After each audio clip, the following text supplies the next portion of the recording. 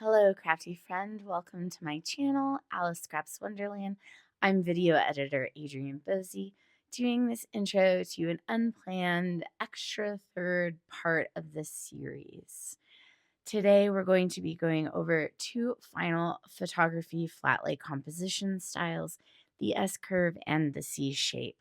If you missed the previous two videos, I'll have them linked in the description box below for you, but let's not waste any time and get right into this. Okay, so I was really fighting the loss of light, and I actually set up one of my LED panels here, which is probably fine because now you can kind of see the difference. I mean, you can see how harsh those shadows are. So we've done grid and a linear style, and we've done diagonal. So now what we're going to do is we're going to do an S curve shape. And for that demonstration, I'll be using this card that I did for Sizzix. This was a really fun pink and gold project with white. And so I am going to choose something that kind of has those similar tones to it for the background again. And I'm going to use my toasted marble surface. So these is kind of like a champagne, rose gold, pinky undertone type marble. And these were all the supplies that I used for this. So we're going to kind of go over it. I used some flowers. I think it was this one.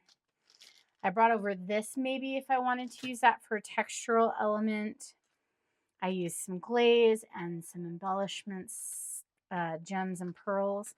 And then I used these sets from Sizzix, plus my stencil and stamp tool. And what I like to do is remove this stencil adapter because I didn't use a stencil. Let me get all this out of the way. And we're going to use this to kind of frame the project here. But I want to add texture first before I do. And this time I'm going to use this kind of pink lace. And I think maybe I'll stick it so that it's, which side is up?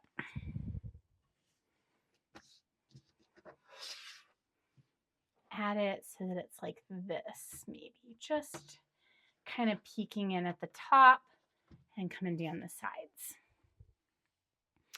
And since this is a card, I definitely want to pop it up. I think I'm going to use 2 acrylic blocks this time.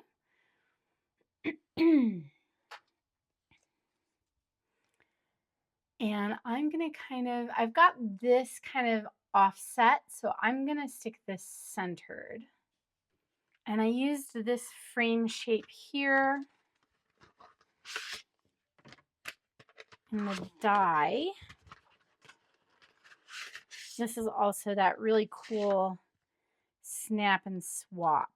I'm just going to use like, I think maybe that piece. And for this S shape, we basically want to create something that comes like this. It's kind of like a hybrid between diagonal and the last one that I'm going to show you, which is C-shaped.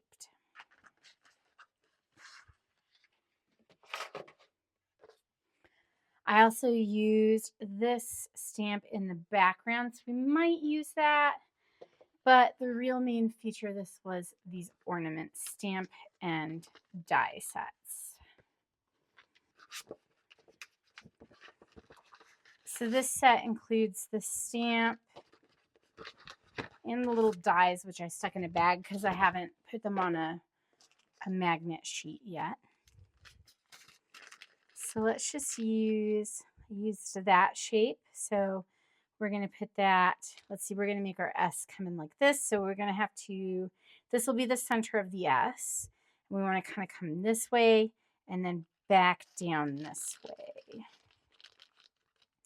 So from here, we need to kind of come here, and then it'll kind of come back this way again. And these were the 3, can't count today, that I used. And again, I used that and a bow and these. We won't use all of them though.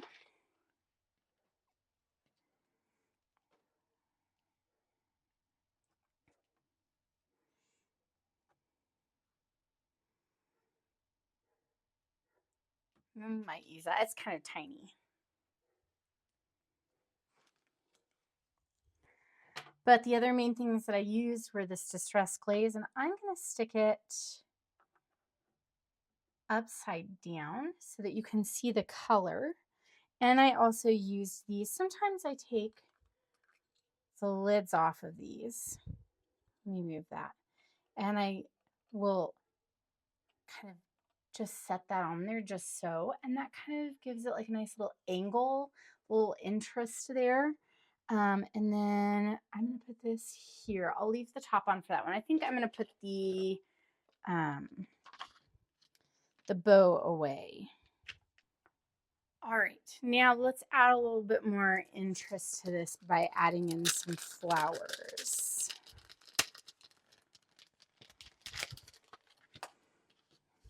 I think I might like bring that down just a little bit. All right, I think now you can see a little bit more of it. I moved my camera just a little bit. And I'm just going to use a handful of these. And like I said previously, I like to kind of fluff my flowers a little bit too for the photography.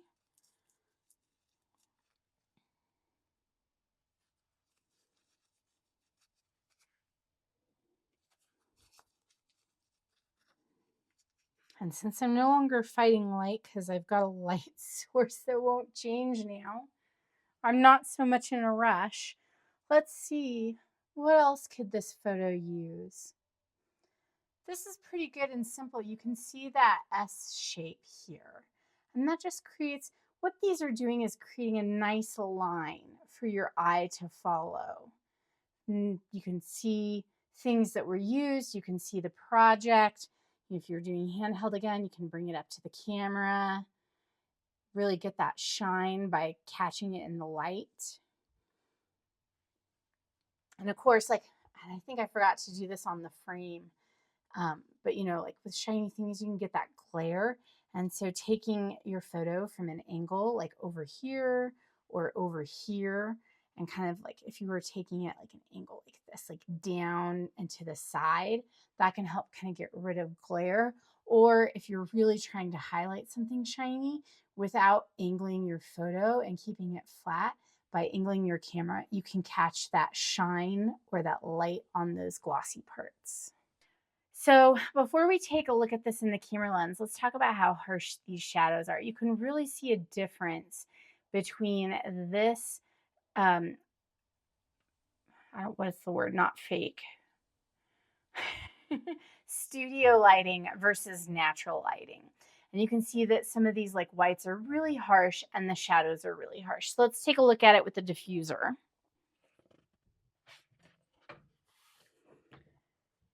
And here it is with the diffuser. So you can see it's really going to soften that shadow up. It's still pretty prominent just because it's studio lighting versus natural lighting, but it is definitely way softer. So I took a photo of this with the harsh lighting, and now I'm going to take a photo of this with the diffuser up just so you can see those differences. All right, so here's the 4x3 photos in a side-by-side comparison. You can really see that one of them has really harsh lighting, really harsh shadows, and the other one is way softer. So let's take a look at this in the photo because I think this is really nice. This will give you, more modern, more clean. Not everyone likes to throw everything on there like I sometimes do for some of my Prima and Sizzix photos. And also, here are those angles that I was talking about. If you want to move your camera to a different angle and take not just overhead, like direct overhead, but those angle shots. And that can really show dimensional projects in a really good light. So let me break this one down and we'll set up our final one, which is the C shape. Okay, so I've shown you things with a lot of really light backgrounds, some with a little bit of color to it. I'm going to do something that's a little bit more bold for those of you that like bold, colorful backgrounds. And you can see right here, my studio light is really put in a hot spot right there. So sometimes because these surfaces can have a little bit of a shine to them, you can get that. So that's why I really do like natural lighting better. But we're gonna deal with this. So this is a project I just finished up for redesign today. You've probably already seen it because you're watching this in 2026 and these are Christmas ornaments. Let me get these things out of the way, and I'm actually going to set this up so that I can take actual photos of this project tomorrow for Prima. So I won't tear this one down when I'm done, but I used the mold, obviously. I used some decor transfers. I used this. I used some waxes that you saw. And as always, I'm going to add some kind of textural element, but this time I'm going to use a tea towel instead. Usually I go for lace, but I really want to go for a towel this time just to kind of show you guys the difference in the texture. So I'm thinking that this white, I think this is the one that I want to photograph, is really going to match this nicely, but also you don't want things to kind of blend in too much. So this kind of brings in some of the cream from that ribbon a little bit, and you'll be able to see the difference if I lay this directly on the cloth, the difference between the cloth and the ornament. Because here you can see it really just blends in. So here you can see the edge of it better than you can here. So let's go with this one. And if you're wondering how I hang or store these on my cart, this is a loose leaf binder ring, and I literally just drape them over there and then I clip this to my cart. Okay. So a lot of times what I like to do is kind of give this a little twist. Let me make sure that was on camera. So I kind of lay it flat, and you want to have like the twist in the center. So we're just going to do twist, and sometimes I give it 2 twists, but I think 1 is enough. And we're going to do a C shape, and you can do your C like this, or you can do it like this. Because my window's over here and my embellishments are usually lower than the project because they elevate the project, I usually stick my C going this way. So it's going to be a backwards C. C here. So we're just going to kind of do that. And I think what I'm going to do is, because this is a Christmas project and it's a little, it's not rustic, but it's shabby chic, I'm going to pull that wood slice in again. You know what? Actually, we haven't used a frame yet. Let's use a frame.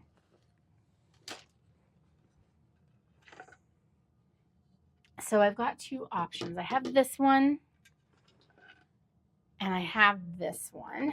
It's a little bit more rustic. It's a little bit bigger. This might be good for when I do, this is a little bit more cream, whereas this one's more white. So this one will match, this one here will match this better, and this one will match the ornaments better. So I might do the smaller one.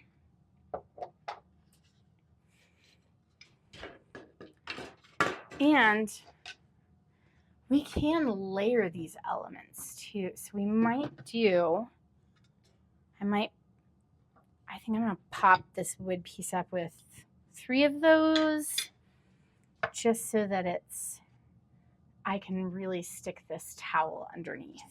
And then I think I'm going to put this on here like that. And you can see that this is really going to create something that's going to frame these elements nicely.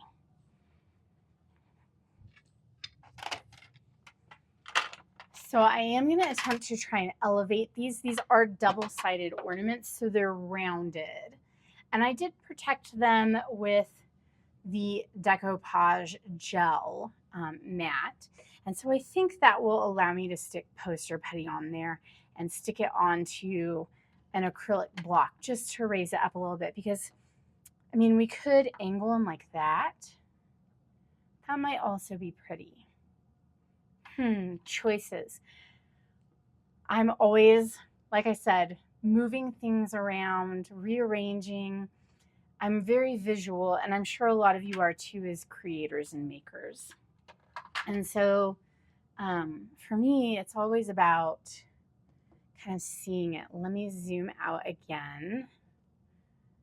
Zoom out. There we go. So you can see more of what I'm seeing. So here you can see the C shape really nicely, and we're going to continue this line with the elements. So I did use this, so we're going to put that in there. And I used these, so we'll put those in there somewhere. And I think, I don't know, I might try and stick all of them in here. I only did one blue one, and it's the bigger one, so I am going to stick it in the center. Let's see if I can push this up a little bit more. Maybe I photograph two of them. Maybe one of them goes down here.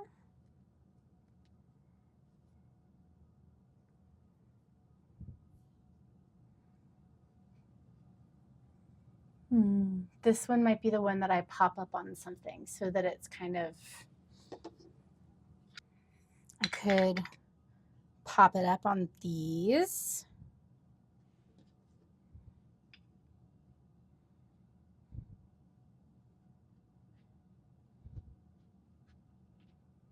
But that seems kind of out of place. It's not right up there with all the others. Before we get too into the weeds on that, let's actually stick in this mold, because clearly this and the transfers are the star. So we're just going to kind of have this peeking in. And because this towel is so kind of thick and twisted up here, this is really going to need something underneath it to help level it out. And I think these will really do the trick. So now these are pretty level. And I think what I'm going to do for these, a little more ASMR crinkly package for you there. I've cut into all of these. And so what I like to do is kind of hide that underneath, just like that. So we could do that one, we could do this one, maybe this one. It's got red and blue flowers on it. Kind of pull it down a little bit. And we can really tuck this towel in, and I can set that on there because the towel doesn't need, it just needs to kind of peek in a little bit, just to add a little something, something. It doesn't need to be seen too much. Okay, so I used these waxes, and let's see if maybe if I put this like that, if I can fit this guy in here somehow. Maybe I can put it down here now. I don't know. I do like how this is angled. We're going to figure this out. Oh, sweet relief. The heater turned off. Oh, let's do this. Okay. And then I can bring this in a little bit closer again. And I might stick poster putty on that just because it's right on the edge of that. I don't want it going anywhere. I'm going to stick it right onto the frame, and then I'm going to press this down into it just a touch. Straighten that back up. Sometimes I forget to arrange my bowstrings so that they look nicely in the photo. I want that to be seen. I don't want it to be, but I don't want it, the end, the little knot on there to take too much of the focus. There we go. All right, so now what we can do, I can stick some of these waxes in here. And again, because I'm trying to stick this on here, you can see it's going to fall. So let's do more of this poster putty. I'm just going to stick a little bit right there. Stick that on. And then, let's see, we're doing a C shape. Maybe I don't want that quite right there. I think I need to move it just a little bit. Or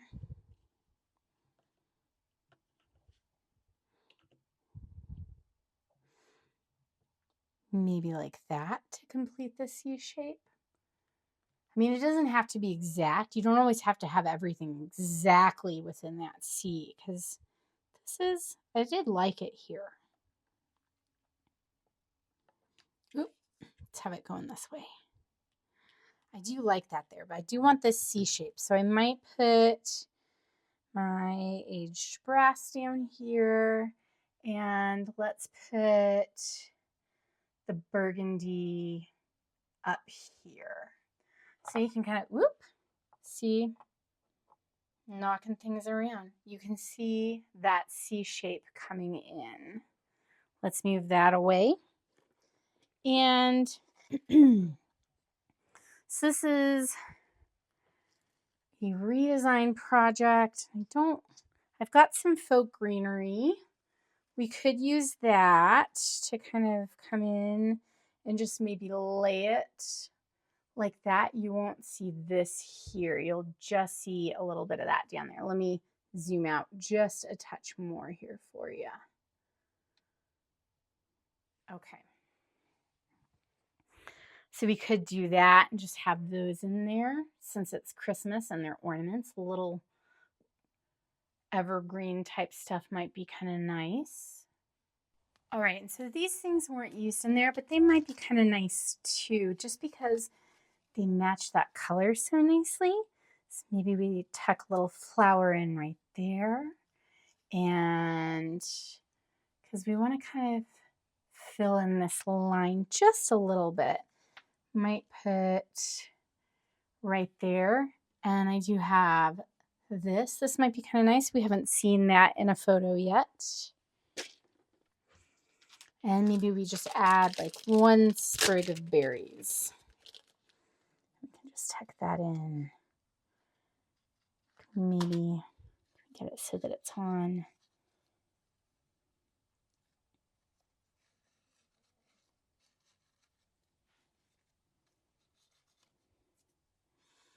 Bend my. There we go. Okay. There we go. I think that looks really nice. So again, you can see that C shape of all the embellishments coming around here like that. And that's that C shape. So that's the final shape. Let me take a picture of this with the camera, the photography camera lens, just so you can see it. And I will do it with this lighting just so that you can kind of see that. Let's actually put up the diffuser real quick. I've got, this is kind of hanging off here. So this is going to be a little bit of a problem though, because I usually stick that right in here. Let me move this. I want to tuck it underneath. Ooh, I bet I could bend. I don't want to bend this too hard. There we go.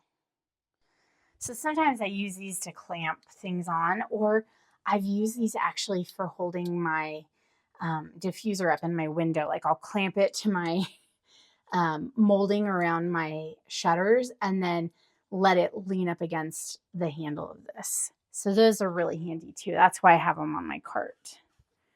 All right, so here is with the diffuser. You can see that's really nice and soft now.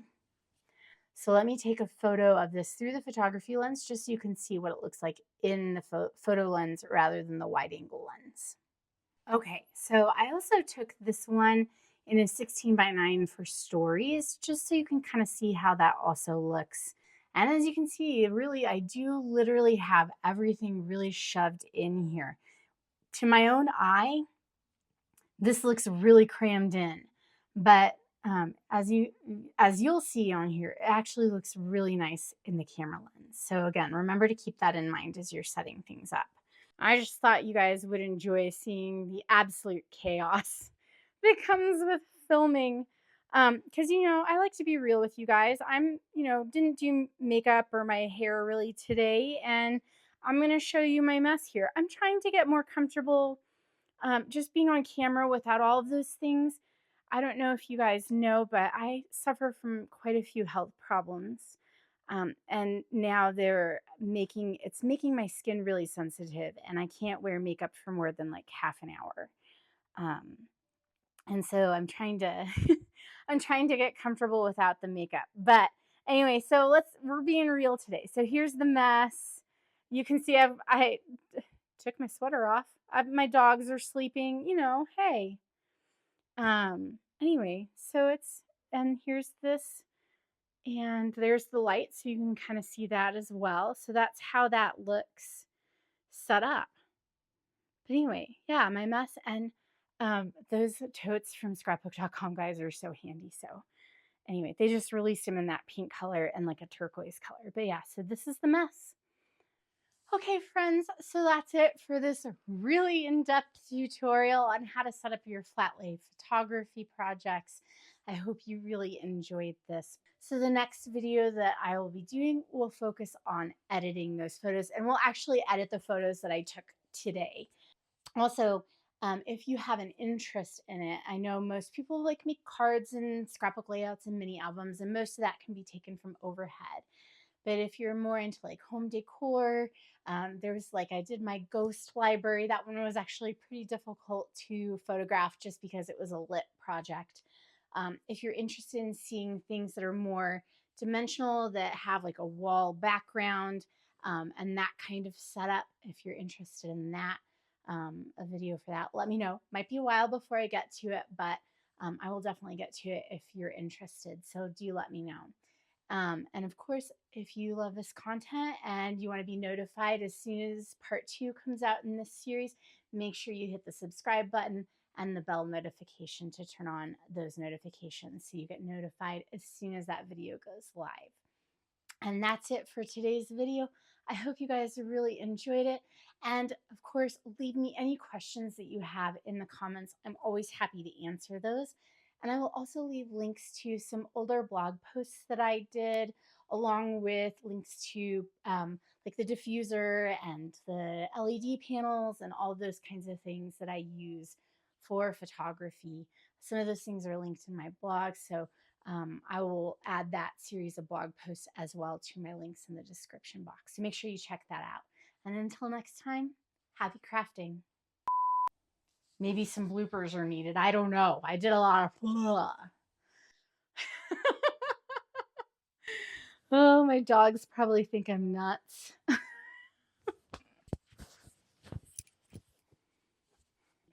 And I've wanted to film this last year. What we're going to be doing is focusing on, I feel like I'm like starting all of that over again. Probably a very long awaited today what we're going to be focusing on how to set up a photography flat lay. We're going to look at, what do I have in my notes here? So weird because it looks backwards over there. Oh, yeah.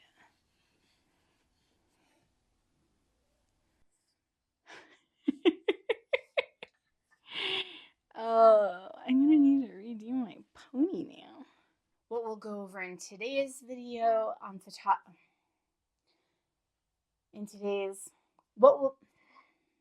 that I think